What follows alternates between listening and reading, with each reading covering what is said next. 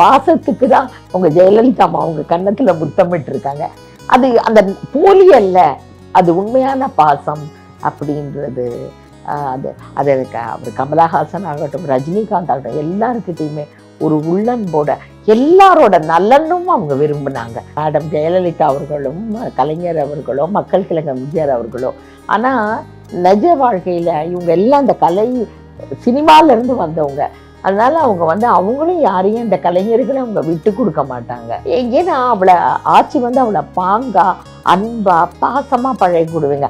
அந்த பாசத்து முன்னால நீங்க தோத்து போயிடுவீங்க. உங்ககிட்ட உட்கார்ந்து பேசும்போது அப்பச்சி எப்படி இருக்க, எப்படி இருக்கா, அம்மா எப்படி இருக்காங்க, உன் தங்கச்சி எப்படி இருக்காங்க, தங்கச்சி கல்யாணம் முடிச்ச, இப்படி கேட்கும் பொழுது நீ ரொம்ப மனசால நெருங்கி போயிடுவ.